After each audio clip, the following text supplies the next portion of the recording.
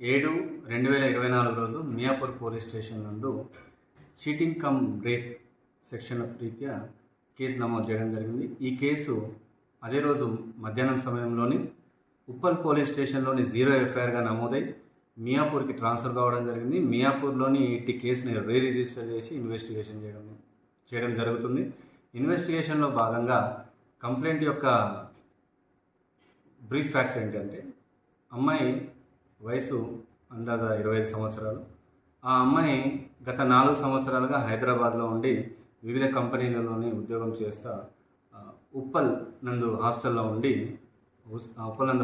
ఉంటుంది. ఆ అమ్మాయి రీసెంట్గా జాబ్ అనే అప్లికేషన్లోని జాబ్ సెర్చింగ్లో భాగంగా JSR Sun City Miyapur branch వాళ్ళని సంప్రదించారు.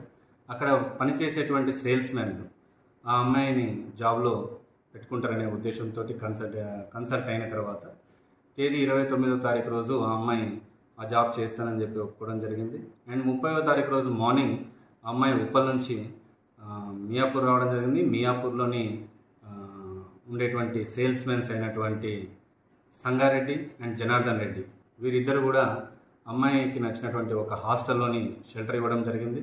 ఆఫ్టర్ అమ్మాయి ఫ్రెష్ అయిన తర్వాత హాస్టల్ నుంచి పికప్ చేసుకొని యాదగిరిగుట్టలో ఉండేటువంటి మీటింగ్ అటెండ్ కావడము అండ్ సైట్ విజిట్స్కి వెళ్ళడం జరిగింది. అండ్ అక్కడ 9 గంటల వరకు మీటింగ్ అయిపోయిన తర్వాత రిటర్న్లో భాగంగా దారిలో వస్తూ అనుకోకుండా కారు బ్రేక్ డౌన్ అయిన తర్వాత ఈ ఇద్దరు జనార్దన్ రెడ్డి అండ్ సంగారెడ్డి వీరిద్దరు కూడా అమ్మాయితో మిస్బిహేవ్ చేయడం జరిగింది.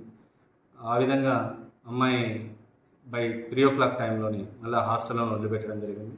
తర్వాత అమ్మాయి ఉంటున్నటువంటి ఉప్పల్కి వెళ్ళి ఉప్పల్ పోలీస్ స్టేషన్లోని కంప్లైంట్ ఇవ్వడం జరుగుతుంది. వాళ్ళు రేప్ అండ్ చీటింగ్ కేసుల కింద కేసు నమోదు చేసి మాకు ట్రాన్స్ఫర్ చేయడం జరిగింది. ఈ విషయంలోనే మేము ఇన్వెస్టిగేషన్ చేస్తూ ఉన్నాం. సంబంధిత అమ్మాయిని మెడికల్కి పంపించడం, తర్వాత ఏదైతే ఇన్వెస్టిగేషన్ ప్రాసెస్ ఉంటాయో అవన్నీ కూడా ఫాలో అవుతాం.